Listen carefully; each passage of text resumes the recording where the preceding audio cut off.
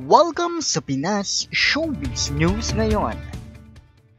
Para sa video natin ngayong araw, meron na naman po tayong fresh at nagbabagang updates patungkol kay Maine Mendoza at kay Alden Richards. Kung tunay mong mahal si Maine Mendoza at Alden Richards at ngayon ka lang nakadalaw o di naman kaya ay naligaw sa channel na ito, please po, i-click mo na yung subscribe and bell buttons para lagi kang updated sa mga kaganapan kina Maine at kay Alden. Ang pag-uusapan po natin ngayong araw ay kung paano nga ba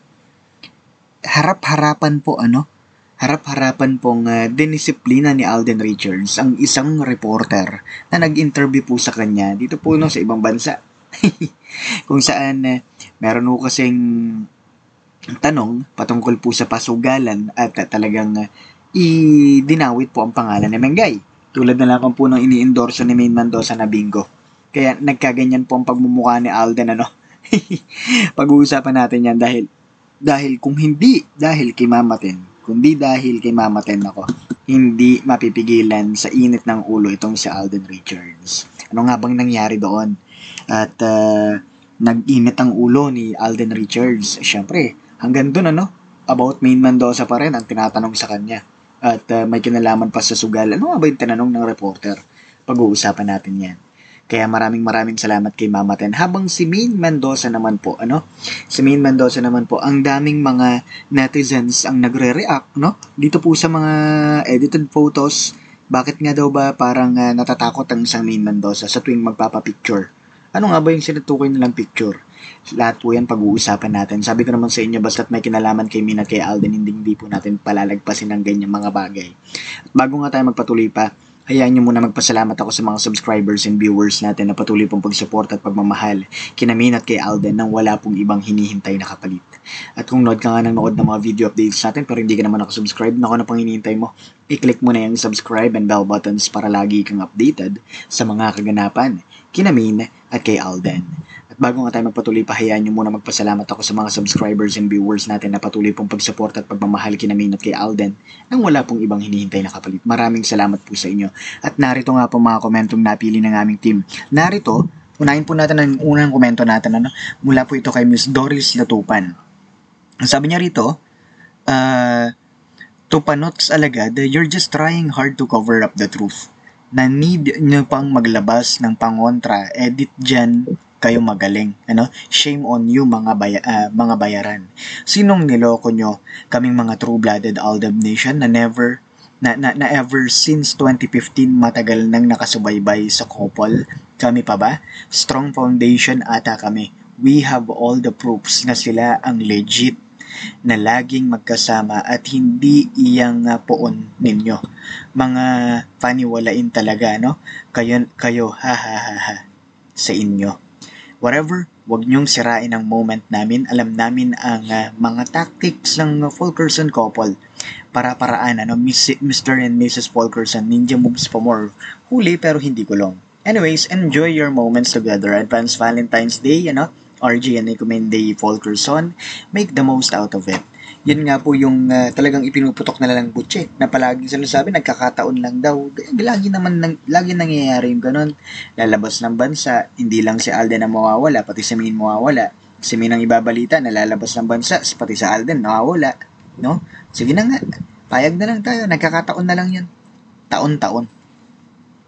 At para naman sa ikalawa nating komento, ito naman po yung mula kay Miss Gina Torrico. Sabi niya rito, confusion. Yan ang ginagawa ng mga Armeens. Ngunit, sino ba talaga ang confused? Mga Dudangers at mga Armeens mismo felt the confusion. Ang mga true-blooded Aldab Nation and Aldab Nation are not confused. Bakit ilan ba ang Maine? Diba? Ang the original and the clone, as they say, so take a pick. The original or the clone. Armeens, kung nakita lang ninyo ang mga pictures ng Aldab last December 2023 sa US of America, tiyak, di lang kayo hihimatayin. Feeling in hell pa kayo. Hek. Master Pinas, bakit kailan pa naging tama ang di tama sa mga Armeens? Just asking. Well, expected na po talaga yon. Expected na po natin yon. Na talaga nga namang itong si sabihin na lang natin si Panot, ano, gano'n na rin po ang kanyang mga alagad, hindi mapakali pagdating ho sa mga ganyang bagay. Kapag nakikita po nila na may probabilidad, ano, may probability na iisipin ng mga tao na magkasama si Mina at si Alden, bibirahan po nila yan ng kanilang pangontra. Ganun ho sila ka-paranoid. At para naman po sa ika-apat nating komento, mula naman po ito kay Miss Christy Silo. Sabi niya rito, Mr. Pinas, madaming pinalabas. Panay edit yung commercial, Coke picture ni Kat, edited, at Valentine nila sa Tagaytay, ano, nasa kotse, edited nakasakay. Si Sakang, ay nako, parang sira ang fans ni Sakang, ano. Hindi na sikat si Sakang, sabi nga ni Mr. Destiny, ihahabla siya. Dahil sa throwback picture, sabi nga magkakaroon ng policy sa Congress para sa mga edited pictures. Sana magkatotoo, sana makulong, ano. Ay nako, Mr. Pinasa, totoo lang. Lamang tayo. Sadyang magkasama sila sa Singapore dahil totoo, mag-asawa, walang problema doon yan ng mga fans ni Panot. Yang mga dilulo at haling Panot, ano, mga saraulo kayo, magbago na kayo, 2024 na. Well, hindi natin sila masisi kasi kung talaga naman nasahod sila, no? May payroll sila dito kay Panot para gumawa ng mga ganitong bagay, kahit ako, no? Kahit ako, kung wala na ako ibang source of income, yun talaga yun. Ako po, wala na talaga.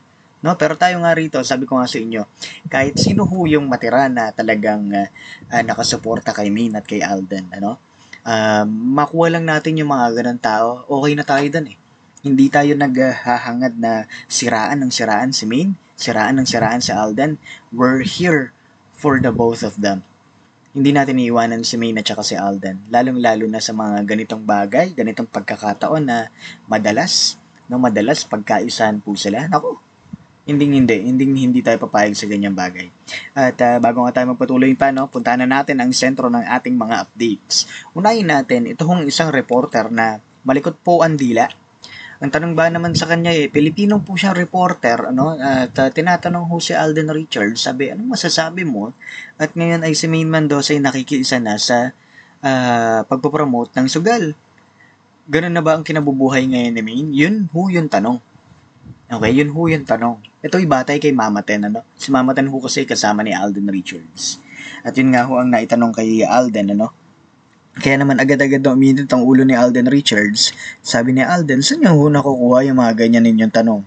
Diba? May ganun nga pong tanong si Alden Richards sa kanila. At kasama ba to sa pinunta ko dito? Yan, yung mga tanong ni Alden. At hindi natin masisisi si Alden Richards dahil syempre Maine Mendoza yun eh. Diba? Tapos ganun yung itatanong na parang gustong palabasin na si Maine Mendoza ang reyna ng mga pasugalan dahil nagpo-promote ito ng Bingo Plus. Diba? So, doon nga po, no, sa time na yon medyo na nagkaroon ng komosyon at buti nga, doon pa lang sa backstage pa lang natanong na si Alden ng gano'n at hindi kasama ang maraming media, 'di ba?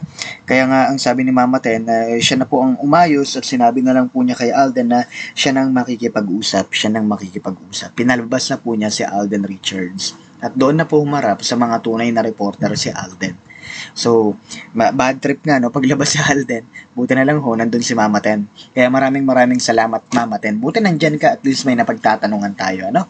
At yun nga po yung involvement ni Mama Ten dito. Kung wala siguro si Mama Ten, balitang-balita dito ang ginawa ni Alden Richards na ganyan, ano? At sasabihin na naman nila, si Alden Richards ay ginagamit na naman si Maine o kaya naman si Maine ginagamit na naman si Alden para lang mapaingay ang kanilang mga pangalan, pero hindi. So nakikita natin, Maine Mendoza is trying to defend Alden Richards and Alden Richards is doing the same thing for Maine Mendoza, di ba? At bukod nga doon, ano, ito naman pong si Maine Mendoza palagi pong naoobserbahan, lagi ho ito sa mga recent pictures po nila na nandun daw yung hinahawakan ng mahigpit, ano, itong ni Panot si Maine, ano. Ang sabi nga ng iba, sigurado ba tayong si Maine Mendoza yan? Baka hindi siya talaga yan. Pero kung siya yan, bakit tignan nyo yung pagmumukha niya? Diba? Yung pagmumukha na sinasabi nila na natatakot, may takot, ano. Pero wag mo kayo mag-alala dahil alam naman ho natin ang katotohanan. Matatalino ho yung mga taong yan. Lalong-lalo na po si Maine at saka si Alden. Hindi nila hayaan na mangyari mga ganyang bagay kung wala pong napakalalim na dahilan. Okay? Kita nyo naman, di ba, kung ano nangyayari sa, anong tawag dito, sa karera ni Maine Mendoza at saka ni Alden Richards, di ba? Maine Mendoza sacrificing her career for the sake of everyone. Yun yung pinakamasakit doon. At sabi ko nga sa inyo, hanggat nasa showbiz si Maine Mendoza at saka si Alden Richards, anything can happen. Anything can happen under the sun. 'Di ba? At sana matapos na yung involvement nila sa showbiz para hindi na nagkakaganito pa, 'di ba? Kasi ikaw na lang din talaga maaawa sa kanilang dalawa. 'Di ba? Maawa ka kay Alden, maawa ka kay Maine. Kasi nga nasa showbiz pa sila. Muli ito po ang Pinas Showbiz News ngayon.